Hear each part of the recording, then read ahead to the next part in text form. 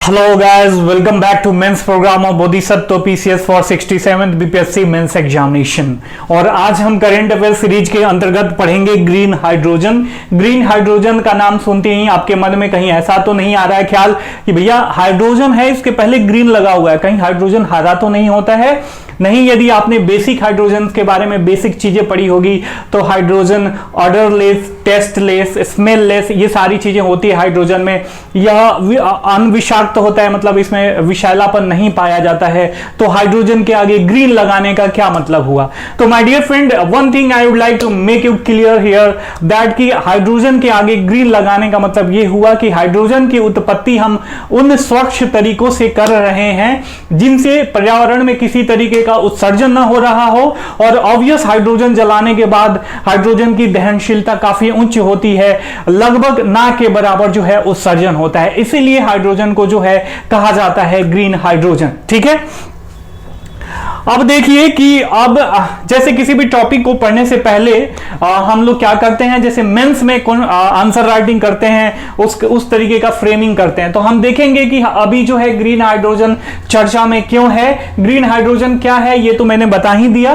उसके बाद भारत को ग्रीन हाइड्रोजन की जरूरत क्यों है, नेशनल हाइड्रोजन मिशन के बारे में पढ़ेंगे, इसकी क्या मतलब, इसका क्या एम है, इसका क्या उद्देश्य है, सरकार जो है सेंट्रल गवर्नमेंट इसके थ्रू क्या टारगेट करना चाह रही है, हमारे आने वाले एनर्जी भविष्य में जो है एनर्जी सिक्योरिटी को लेकर यह जो है कितना बड़ा योगदान दे सकता है, उसके बारे में हम पढ़ेंगे। और इसके साथ साथ हाइड्रोजन एनर्जी से संबंधित लाभ और चुनौतियां क्या क्या हैं। ऑब्वियस ये सब सारी चीजें जो है अभी प्राइमरी लेवल पे है, आरंभिक अवस्था में है, तो इससे रिलेटेड क्या क्या दिक्कतें हमें जो है सहन करनी पड़ सकती है, उसको टैकल करना पड़ सकता है। और अंततोगत्वा हम निष्कर्ष के बारे में देखेंगे माय डियर फ्रेंड। तो चलिए शुरू करते हैं। शुरू करने से पहले आपसे रिक्वेस्ट है, if you are new at my channel then subscribe the channel and hit the bell icon for the notification. ठीक है माय डियर फ्रेंड, देखिए सबसे पहले ग्रीन हाइड्रोजन का कंसेप्ट समझ लीजिए। ग्रीन हाइड्रोजन का प्रोडक्शन कैसे होता है, ये थोड़ा सा बेसिक टर्म है, is also important for preliminary examination of view.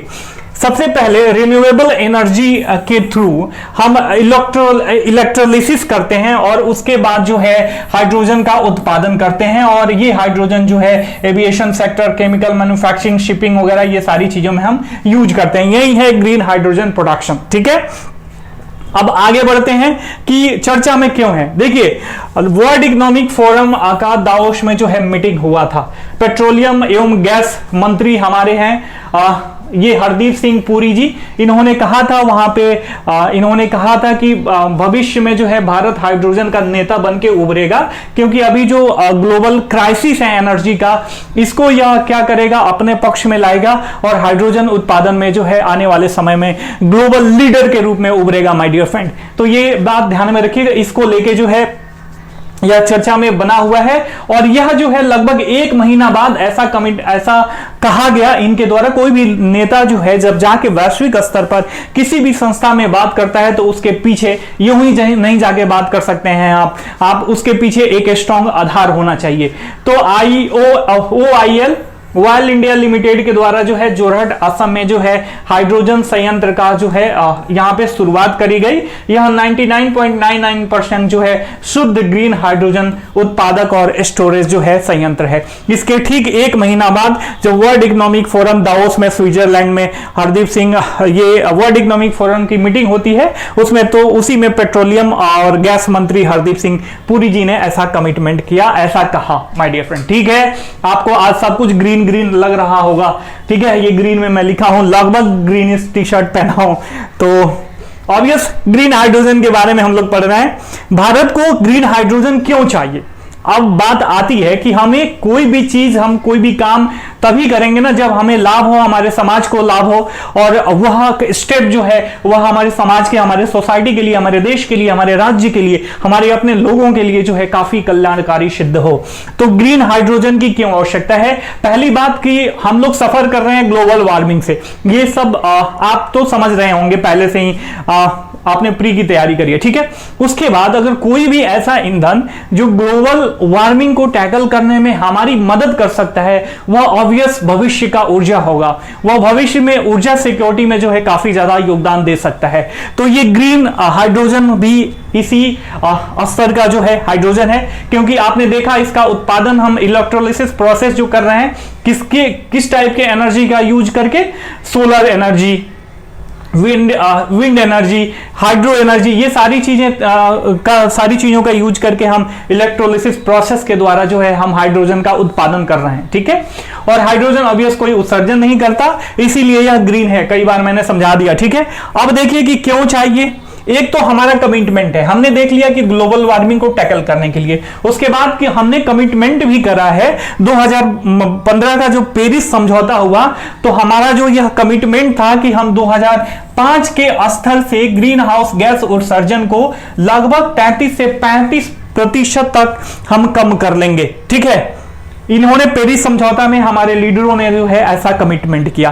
अब थोड़ा सा पेरिस समझौता क्या है, देखिए मेंस के लिहाज से मैं भी जो पढ़ा रहा हूं, अब यहां पे एक टॉपिक आपने एनर्जी सिक्योरिटी से पढ़ा था, लिथियम एनर्जी का, ठीक है। लिथियम के क्या क्या इंपॉर्टेंट फैक्ट्स हैं जो यहां पे डाले जा सकते हैं, भारत को ग्रीन हाइड्रोजन की क्यों आवश्यकता है। तो कभी भी जब आप टॉपिक पढ़ो तो उसको इंटरलिंक करने की कोशिश करो, मैक्सिमम यूटिलाइजेशन करने की कोशिश करो जो भी आपका संसाधन है, ठीक है। यही एक दक्ष एस्पिरेंट की पहचान होती है माय डियर फ्रेंड। तो अब देखिए पेरिस समझौता क्या है, प्री के लिहाज से इंपॉर्टेंट है और मेंस में ऑब्वियस आपको जो है आंसर राइटिंग में यह काम करेगा, डायनामिज्म लाएगा, फैक्ट्स एंड फिगर समाहित करेगा।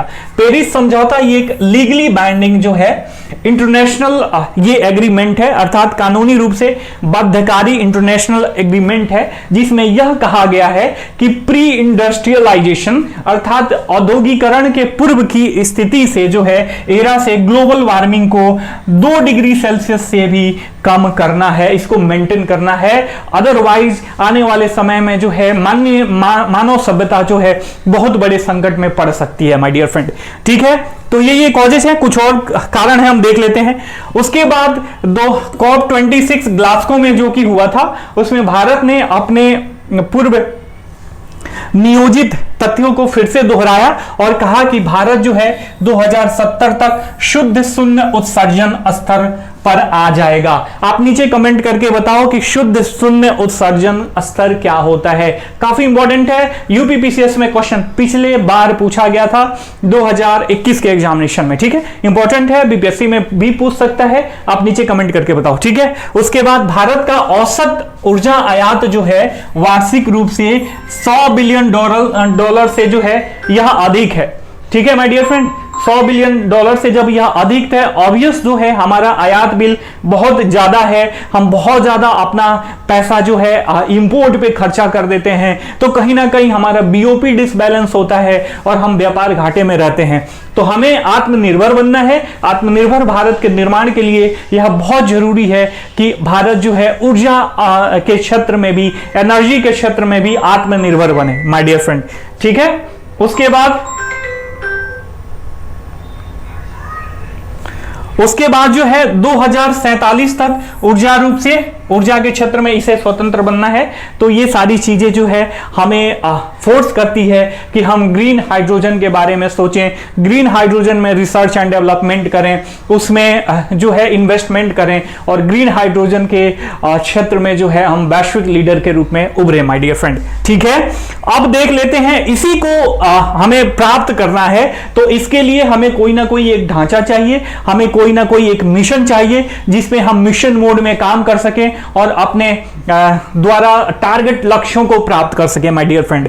तो इसी के लिए जो है आपके पीएम के द्वारा जो है national green hydrogen mission launch किया गया, ठीक है, नेशनल राष्ट्रीय ग्रीन हाइड्रोजन मिशन। काफी इंपॉर्टेंट है, ध्यान में रखिएगा, प्री कम मेंस दोनों के लिहाज से काफी इंपॉर्टेंट है माय डियर फ्रेंड। इसमें क्या है, इसमें क्या टारगेट करा गया है, भारत को ग्रीन हाइड्रोजन का नया वैश्विक केंद्र बनाना है, ठीक है। उसके बाद अगले 25 वर्षों में जो है भारत को ऊर्जा क्षेत्र में आत्मनिर्भर बनाना है और इसमें जो है जितना भी रिसर्च एंड डेवलपमेंट हो, जितना इन्वेस्टमेंट हो, सरकार जो है करना चाहती है माय डियर फ्रेंड, ठीक है। अब देखिए ठीक है, हम सारी चीजें देख लिए कि क्या यह पर्यावरण रूप से सही है, इसीलिए हम ज्यादा इसके ऊपर जोर दे रहे हैं। देखिए, पर्यावरण रूप से पर्यावरण अनुकूल होना इसका एक पहला पक्ष है। इसके बहुत सारे आयाम हैं जो इसके दूसरे पक्ष को शो ऑफ कर रहे हैं। पहला कि हमने देख लिया कि ये 100% क्लीन एनर्जी है। दूसरा, हाइड्रोजन ईंधन युक्त जो सेल होते हैं ना, वो गैस संचालित जो इंटरनल कंबशन इंजन होते हैं, अर्थात आंतरिक दहन इंजन होते हैं, इनकी तुलना में 2 से 3 गुना जो है अधिक एफिशिएंट होते हैं, अधिक कुशल होते हैं और ज्यादा जो है कार्य करते हैं माय डियर फ्रेंड। ठीक है, एनर्जी जो 1 किलो हाइड्रोजन जलाने के बाद एनर्जी हमें प्राप्त होती है, इतनी एनर्जी अगर गैसोलीन को जलाएं यदि पेट्रोल को जलाएं तो हमें 3 किलोग्राम पेट्रोल को अर्थात गैसोलीन को जलाना पड़ेगा माय डियर फ्रेंड। ठीक है, तो कहां 3 केजी और कहां 1 केजी। ठीक है, उसके बाद 2050 तक स्वच्छ हाइड्रोजन ईंधन के माध्यम से हमारी ऊर्जा आवश्यकताओं का लगभग 22% पूरा हो सकता है, जो वर्तमान में केवल 4% है। तो यह भारत को ऊर्जा क्षेत्र में सुरक्षित करने के लिए कितना बड़ा स्टेप हो सकता है, इन तथ्यों से यह साबित होता है। उसके बाद हम देखेंगे, और देखिए इसका पीडीएफ नोट जो है पूरा पेड ग्रुप मेंबर्स के लिए है। तो यदि if you want to join our mains program तो यू कैन व्हाट्सएप और कॉल ऑन 9810638805। इसमें हम GS1 GS सेकंड पेपर के जो भी पार्ट्स हैं like polity, history, art and culture, history में रिलेटेड, मॉडर्न हिस्ट्री जो इंडियन वॉर ऑफ इंडिपेंडेंस है, उसके बाद statistics, economics, science and tech, जो भी सारे पोर्शन होते हैं, इसमें टेस्ट सीरीज भी इंक्लूडेड है। तो यदि आप ज्वाइन करना चाहते हैं तो 9810638805 पे कॉल करके मैसेज करके आप ज्वाइन कर सकते हो। काफी मिनिमलिस्ट फी के साथ, काफी मिनिमम फी है, और हमारा ये उद्देश्य है कि इस गरम मार्केट में, जो मार्केट काफी ज्यादा महंगा है, बच्चे अफोर्ड नहीं कर सकते हैं मेंस प्रोग्राम के लिए 25,000 30,000 रुपया, उन बच्चों को जो है हम घर बैठे आराम से और क्वालिटी और स्टैंडर्ड एजुकेशन प्रोवाइड करें। ठीक है, अब इससे रिलेटेड चुनौतियां क्या हो सकती हैं, क्योंकि यह प्रारंभिक स्तर में है तो काफी ज्यादा चुनौतियां हो सकती हैं। देखिए, ग्रीन और ब्लू हाइड्रोजन का निष्कर्षण जो है काफी अभी आर्थिक रूप से संधारणीय नहीं है। ठीक है, आर्थिक रूप से जो है ज्यादा प्रॉफिटेबल नहीं है, माफ कीजिएगा, आर्थिक रूप से ज्यादा प्रॉफिटेबल नहीं है, इसलिए एक तो ये दिक्कत है। दूसरा, इसमें एक टेक्नोलॉजी यूज होती है कार्बन कैप्चर एंड स्टोरेज।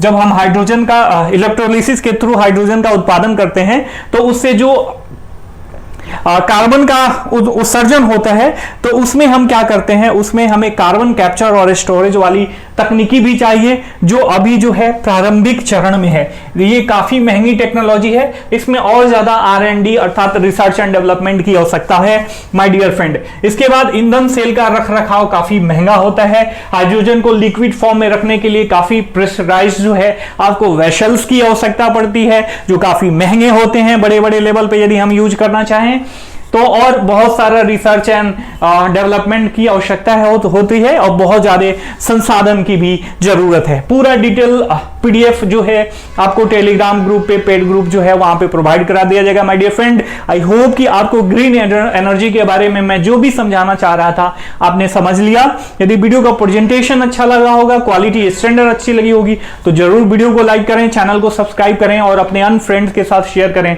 ताकि जो है इसका मैक्सिमम लाभ मैक्सिमम लोग उठा सकें और हम भी मोटिवेट हो सकें। फिर मिलेंगे, तब तक के लिए साइनिंग ऑफ, टेक केयर, जय हिंद दोस्तों।